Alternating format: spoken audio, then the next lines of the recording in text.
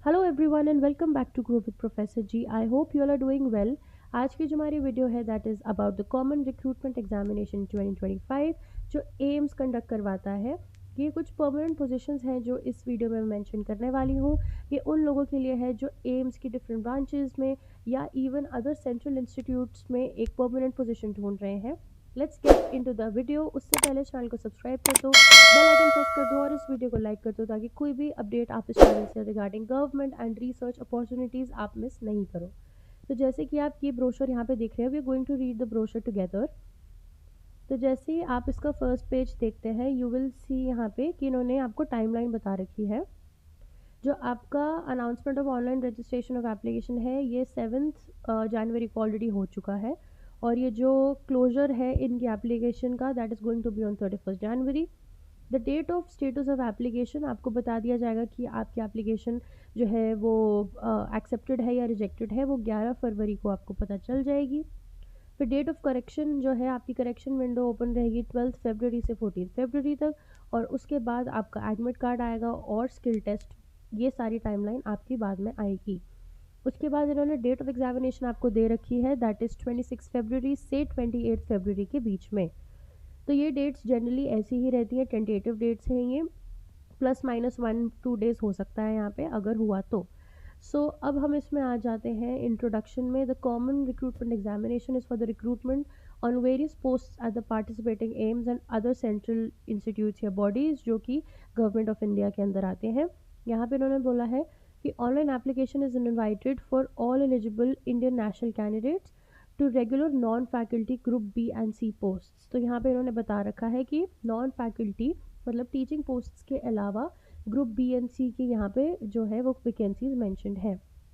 उसके बाद इन्होंने आपको वेबसाइट्स दे रखी हैं डिफरेंट एम्स की, यहाँ पे आप वो देख सकते हैं।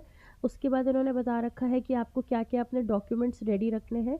जो आपके डॉक्यूमेंट्स होते हैं those are generally your 10th and 12th marksheets, your अगर आपका कोई नेशनल लेवल एग्जामिनेशन क्लियर है तो वो उसका सर्टिफिकेट होना चाहिए, उसका स्कोर कार्ड होना चाहिए। अगर आप किसी रिजर्वेशन कैटेगरी से हैं तो आपके पास वो सर्टिफिकेट होना चाहिए and all of these other certificates you can read through page 6 and 7 here. उसके बाद यहाँ पे हम आ जाते हैं जो बेसिकली हमारा क्या क्या पोजीशंस खाली हैं वो हमको यहाँ पता चल जाएंगी। सो you can scroll from page number 15 onwards और आपको यहाँ पे दिखेगा for different departments you can सी यहाँ पे जैसे ईसीजी टेक्नीशियन, ईसीजी का यहाँ पे एग्जामिनेशन रहेगा और इंग्लिश में आपका एग्ज़ाम होगा।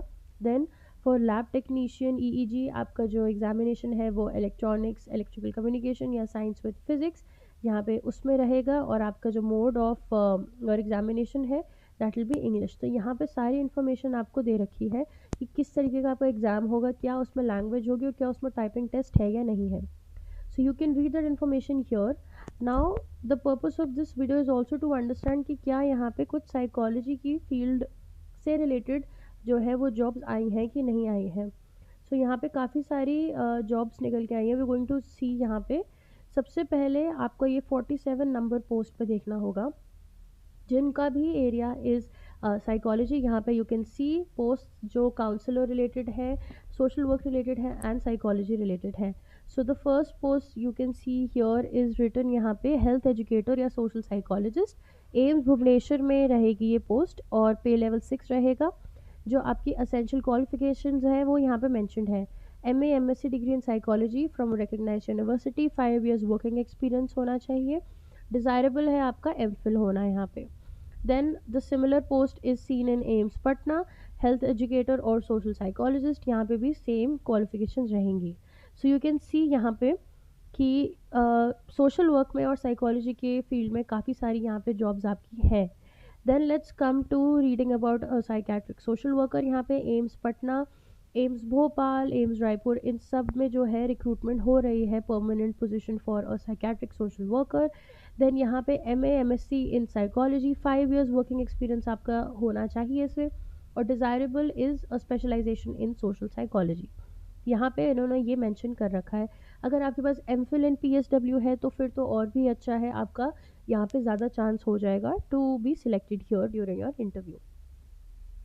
देन यहाँ पे आप और देख सकते हैं, let's scroll down further to see vocation counsellor की आपकी यहाँ पे पोस्ट रहेगी, इसमें भी यही है, post graduate degree in psychology होना चाहिए, आपके पास कोई पोस्ट ग्रेजुएट डिप्लोमा भी हो सकता है यहाँ पे, एंड 3 इयर्स का एक्सपीरियंस जो है वो आपसे मांगा हुआ है. So this is a requirement for you to hold a permanent position here as a vocation counsellor.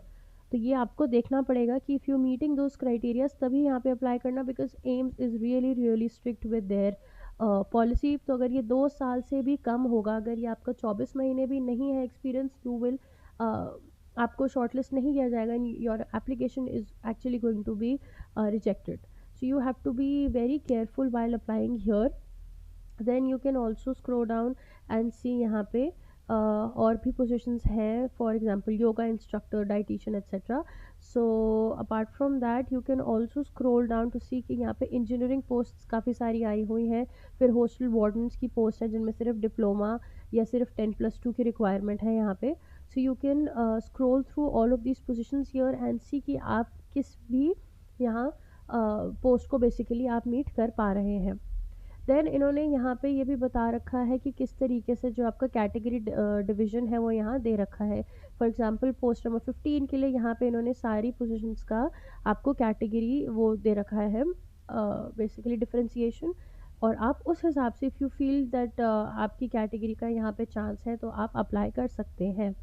Similarly, you can also see for other posts here, like you can see for dental mechanic यहाँ पे क्या reservation है, किस हिसाब से क्या seat reservation है, किस ब्रांच में एम्स की क्या रिजर्वेशन है, एंड अदर सेंट्रल इंस्टीट्यूट्स के बारे में भी यहाँ पे आपको मेंशन कर रखा है. सो आप यहाँ पे ये देख सकते हैं. नाउ दे ऑल्सो हैव यहाँ पे ऑक्यूपेशनल थेरेपिस्ट की भी काफ़ी सारी पोस्ट्स आई हैं इस बार. सो हमसे काफ़ी रिक्वेस्ट करी जा रही थी ऑक्यूपेशनल थेरेपिस्ट के लिए भी अगर कोई है, तो वो हम इसमें आपको बता रहे हैं. यहाँ पे काफ़ी सारी वैकेंसीज इस बार आई हैं.